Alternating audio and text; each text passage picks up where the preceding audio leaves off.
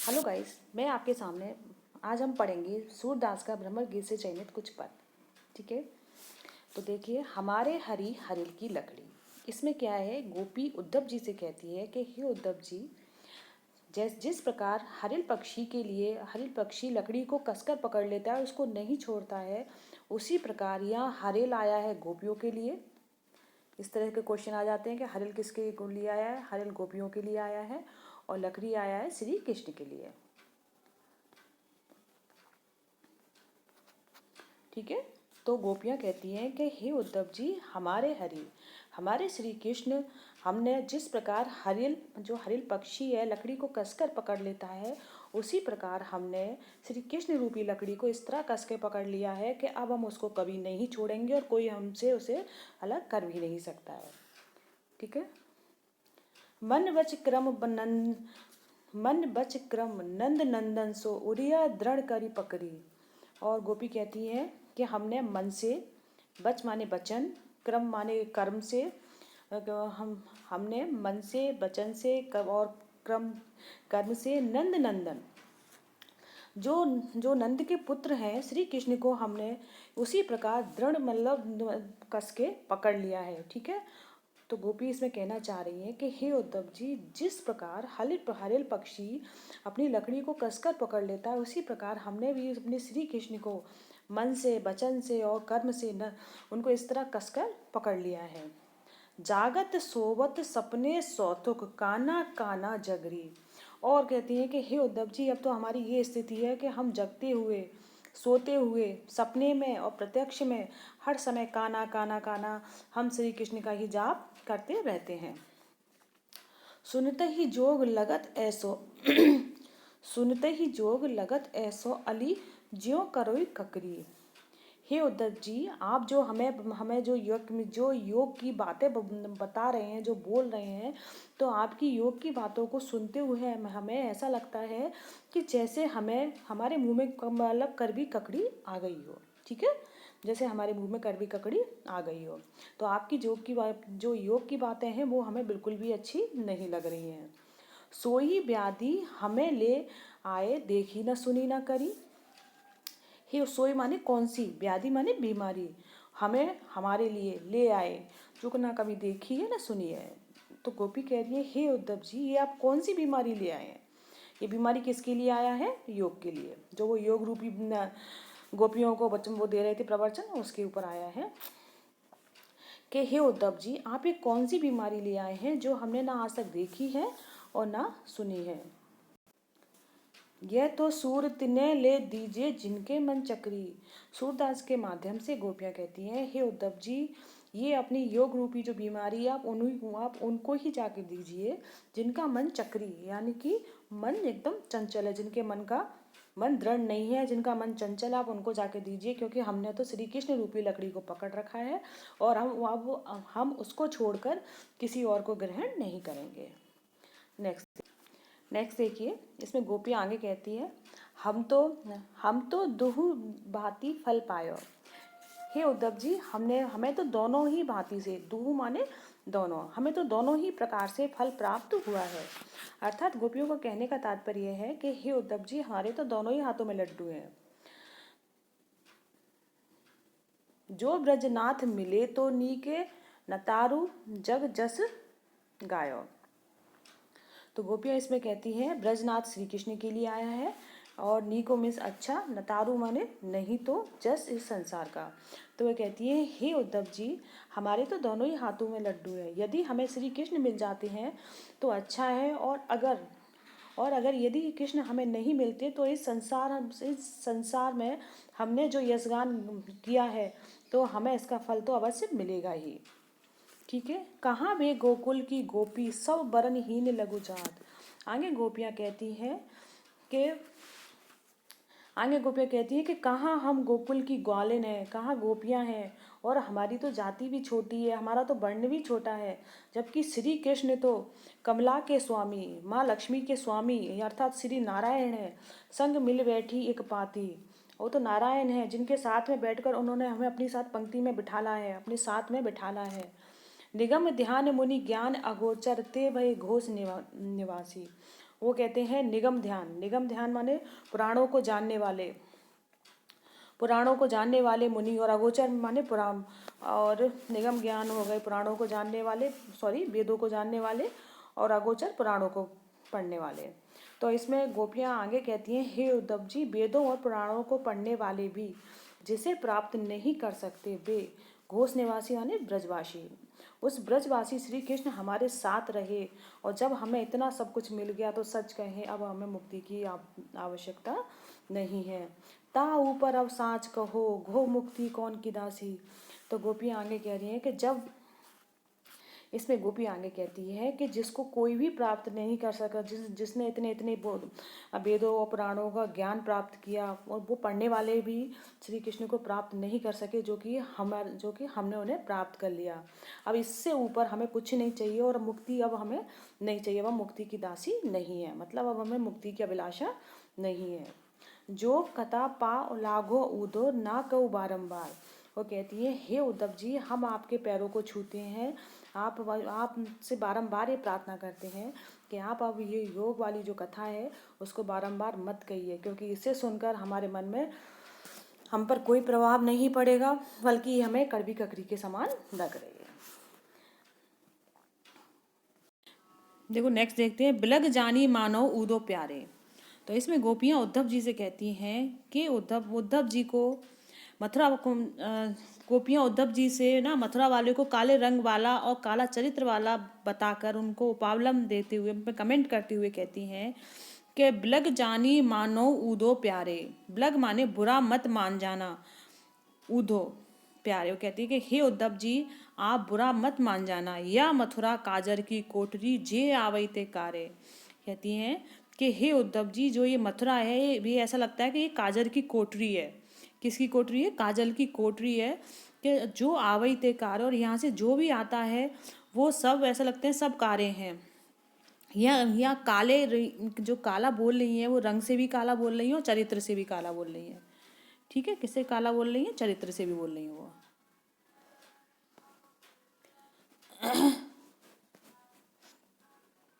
तुम कारे सुफलक सुत कारे, कारे मधुप भावरे। कहती हैं कि हे उद्धव जी, तुम भी काले हो, और जो अक्रूर जी आए थे, सुफलक किसके लिए आया है? अक्रूर के लिए। ठीक है, तुम काले, अक्रूर जी भी काले, और अक्रूर जी आए थे वो भी काले थे, और ऐसा लगता है कि उन काले रंगों के बीच में कारे मधुप भावरे, और वहां से जितने जो भी आता है ऐसा लगता है सभी काले हैं। तिनके संग अधिक छवि उपजत कमल नैन मनियारे। और उन सब के साथ में अधिक छवि उपजत माने अधिक ज़्यादा उनके बीच में रहकर रत्न के समान जो लगते हैं कमल नैन मनियारे। कमल नैन माने कमल जैसे नेत्रों वाले कौन? श्री कृष्ण के लिए आया है। तो इसमें गोपियाँ कहती हैं कि ऐसा लगता है कि उन काले रंगों के बीच में रहकर, उन काले रंगों के बीच में रहकर रत्न के समान कमल जैसे नेत्र वाले श्री कृष्ण की छवि और भी अधिक अधिक छवि उपजत, और भी अधिक सुंदर हो जाती है।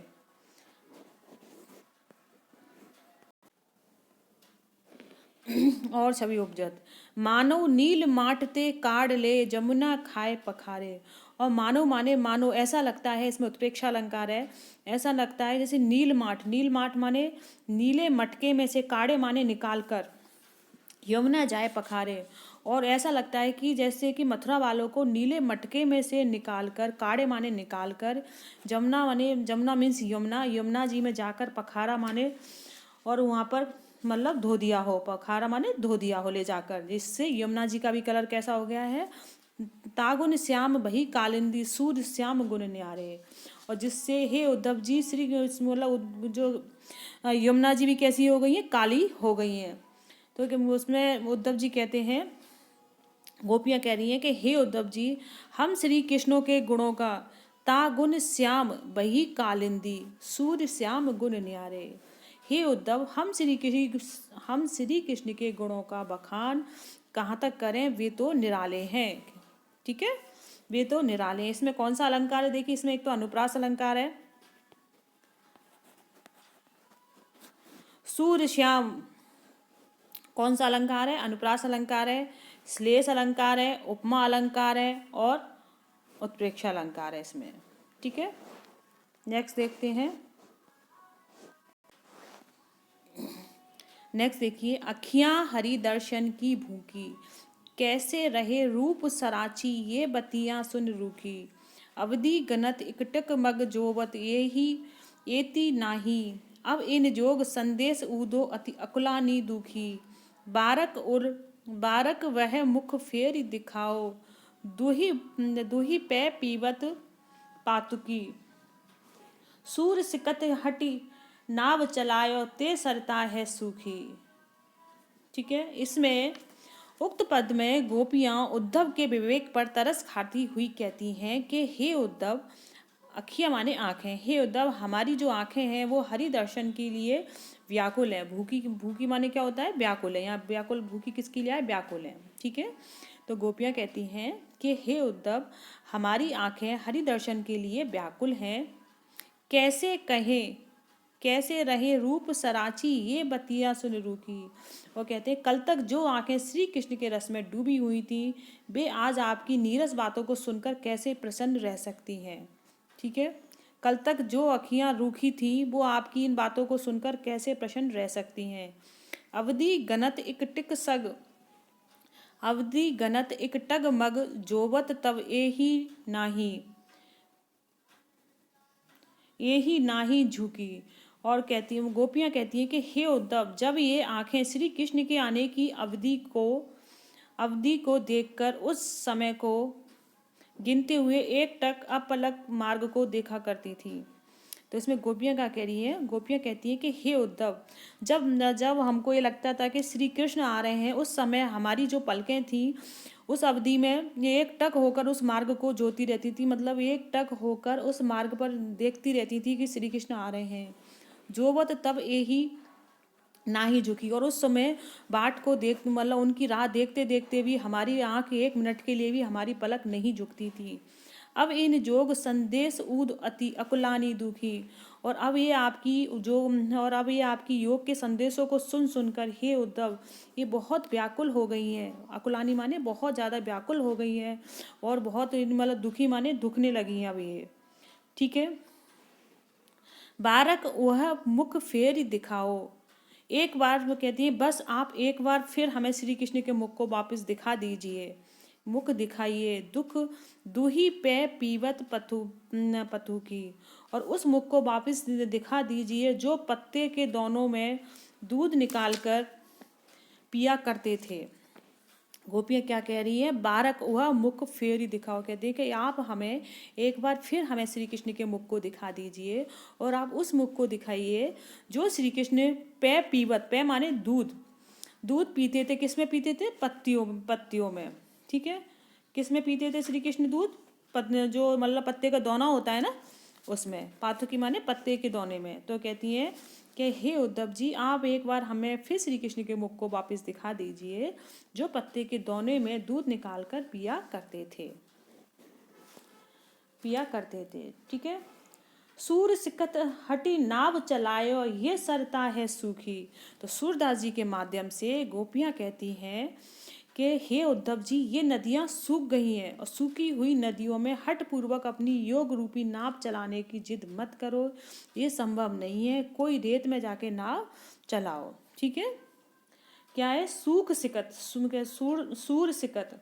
तो गोपियां उद्धव के माध्यम से कहती हैं सिकत माने रेत, हटी माने जिद, नाव माने नौका है ये नाव चलायो, ये सरता माने नदी है सूखी। और जो श्री कृष्ण के जो प्रेम में जो नदी है, जो उनकी प्रेम रूपी जो नदी है वो अब सूख गई है और इसमें आपकी जो योग रूपी जो नाव है वो अब नहीं चलेगी। इसलिए आप अपनी नाव को वहीं चलाओ जहाँ पर वो चल सके। ठीक है, नेक्स्ट देखते हैं। नेक्स्ट देखिए, इसमें गोपियाँ पूछ रही हैं उद्धव जी से, निर्गुण कौन देश को बासी। कहती है हे उद्धव जी, जो आप बार बार हमें जिस योग की बात दे रहे हैं, जिस निर्गुण योग की बात दे रहे हैं वो आपका कौन से देश का वासी है। क्योंकि हमारे श्री कृष्ण तो गोकुल के वासी हैं, तो आपका जो निर्गुण योग है वो कौन से देश का वासी है। मधुकर हासी समुझाए सोह दे भूजती साँच न हासी।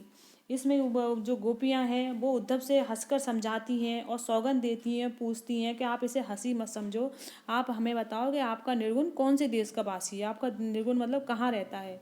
को है जनक, कौन इसके पिता हैं, कौन जननी और किसको जी अपनी माँ कहता है, कौन इसकी नारी है, कौन इसकी दासी है। क्योंकि हमारे तो श्री कृष्ण के पिता उनके पिता का नाम नंद बाबा है, माँ उनकी जशोदा है, और उनकी नारी और दासी सब हम है ही हैं। केसो बरन भेष है केसो के ही रस में अभिलाषी, और उनका वर्ण कैसा है, उनके वेशभूषा कैसी है, और कैसो है उनका वेशभूषा कैसी है, कौन से रस के वो अभिलाषी हैं, वो कौन से रस उन्हें पसंद है, कौन सा रंग पसंद है, कौन सा प्रेम पसंद है। पावे गो पुनि कियो आप जो रे कहो गो गासी, कहती हैं कि हे उद्धव जी आप हमें सही सही बताओ कि आपके श्री कृष्ण कौन से देश के वासी हैं, और उनको आप हमसे झूठ मत बोलो, आप हमें बताइए। सुनत मौन हवे रहो ठग्यो सूर सवे मतिनासी, और सूरदास जी के माध्यम से गोपियाँ कहती हैं कि इन सारी बातों को सुनकर, सुनत मौन हवे रहो ठगियो सूर समय मतनाशी, और उनकी सारी बातों को सुनकर जो उद्धव हैं वो ठगे से रह जाते हैं, और ऐसा लगता है कि उनकी बुद्धि का नाश हो गया है, मतलब कुछ भी सोचने समझने की क्षमता नहीं रही। नेक्स्ट देखते हैं। देखिए इसमें गोपियाँ कह रही हैं, गोपियाँ उद्धव जी से कहती हैं, बिन गोपाल बैरिन भई कुंज है। बिन गोपाल, गोपाल के बिना, बैरिन माने शत्रु हो गई हैं, शत्रु हो गई हैं, कौन हो गई है, कुंज हैं, लताएं हैं, वो गोपाल के बिना शत्रु हो गई हैं। तब ये लता लगत अति शीतल, तो कहती हैं कि हे उद्धव जी जब श्री कृष्ण हमारे साथ थे उस समय ये लताएं हमें बड़ी शीतल लगती थी, बड़ी शीतल शीतल लगती थी, क्योंकि श्री कृष्ण हमारे साथ रहते तो हमें बड़ी अच्छी लगती थी। अब भाई विषम ज्वाल की पुंज हैं, और अब ये ऐसा लगता है कि उनके वियोग में, अब श्री कृष्ण जब से यहाँ से चले गए हैं गोकुल से, तो उनके वियोग में अब ये जो ये लताएं हैं हमें ऐसा लगता है जैसे ये आग की पुंजिया बन गई, इसमें से आग निकल रही है, अब इनके पास जाने का हमारा बिल्कुल भी मन नहीं करता।